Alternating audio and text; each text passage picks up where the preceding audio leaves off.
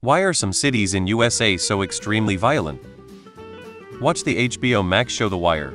It's a realistic portrayal of the violent crime happening in US inner cities. It's an excellent show. Watch it with subtitles on if the slang is difficult for you to understand. I went on holiday to Memphis, TN, for a week, and it was extremely friendly to the point it hurt my British head. It seemed very safe, most areas were clean, not many drunks or homeless, etc. According to the news, there were 3 shootings over the period I was there. One a few streets away from my hotel, another was near a museum we went to the day before, and the final was on the outskirts. They were apparently all gang-related, but still, I never got the vibe that it was a dangerous or unfriendly place. It was very surreal. My point is that in person is a different experience, people live in their own bubbles, but it is still terrifying what happens behind the scenes, at least for outsiders. There are subcultures which have adopted the lifestyle of criminal activity and they are a powerful influence. There's a sense of entitlement to own the activities in the area, including all means of crime and drugs. Combine that with a general sense that there is no other option and the pressure of older criminals for younger ones to participate and be exploited. There is a sense of pride that comes with rank and conspicuous consumption accelerated by the cultural glorification of the lifestyle of gangster behavior. Various subcultures can differ in many ways. They often have a core of racial and/or country of origin and often incorporate a sense of community based on their demographic, along with a strong sense that anyone outside that demographic is against them, raising significant propensity for violence. If you remove the gang violence from the overall crime statistics, it's a staggering difference which shows the US is an extremely safe place. One weekend when there are dozens upon dozens of murders nationwide, it's predominantly those limited areas and demographics involved. It won't really hit the news, because unfortunately we've washed our hands of those people and don't care when there are senseless crimes as they kill each other. 1. The US has extremely high income inequality and extremely low social mobility in poor areas. 2. Guns are very easy to access. 3. US drug laws effectively encourage the creation of violent organized crime gangs.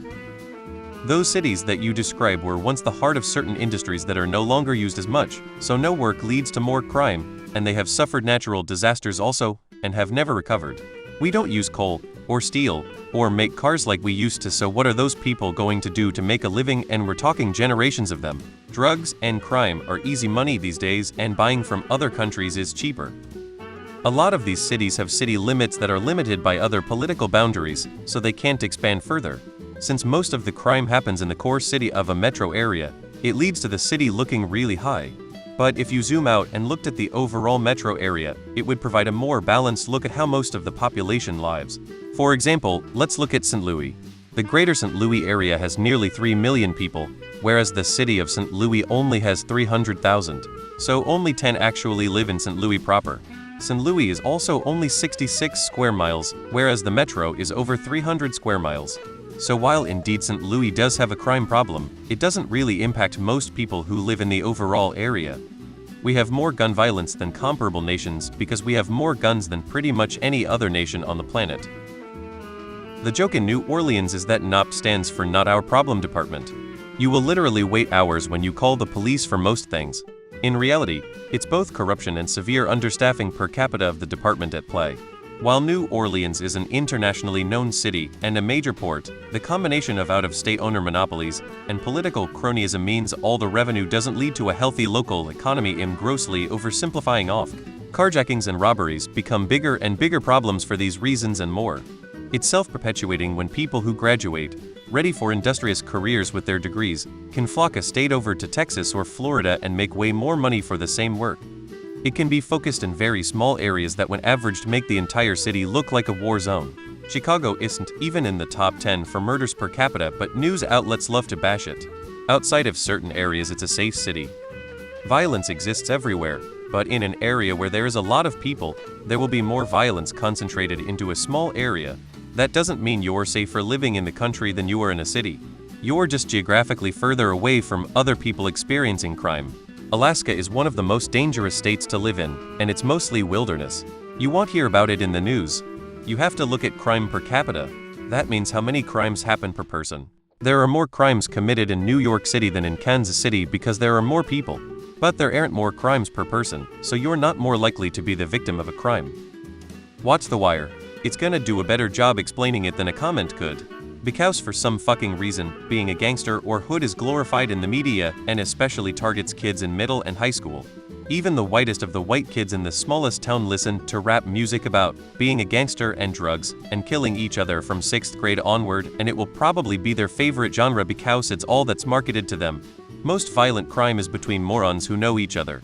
I have lived in many places which nervous boomers and military veterans would deem as dangerous. I have rarely had issues of any severity above what I experienced on a daily basis in middle school. Detroit is getting a lot better. Guns, desperation don't mix. Gangs. I see a lot of answers, but that's the major driver in a lot of crime stats. Diverse communities. Suwu. I've lived in Baltimore, Detroit, and Chicago. In my experience, if you don't go looking for trouble, you probably won't find it. Well, systematic economic deprivation combined with limited available resources leads to an increased crime rate. I'm from St. Louis. We've had a decrease in violent crime recently, and for good reason. Our former circuit attorney Kim Gardner was pretty corrupt. When she finally got removed from office, she was found to have diverted a lot of the public's funds into her own personal account. Also, she barely prosecuted anyone. Her office was extremely inefficient and ineffectual and allowed a lot of violent criminals to walk free and continue to run around. What do those violent criminals do when they aren't charged for those crimes and put in prison? If you guess they continue doing more violent crime, then you'd be right. Gardner held office from 2017-2023 when her corruption got exposed and she was removed from office. For those of you who like numbers, a Google search found that in 2019, the police brought in 7,045 felony cases to Gardner's office, but she only actually prosecuted 1,641 of those cases. As far as stealing funds is concerned, we know of at least 5,000 that she stole. Mind you, it's only been a year since this woman was removed from office, so a lot of the past year has involved fixing her mistakes while actually doing the job she was supposed to do all along. So there's a lot to fix, and that is being slowly improved on.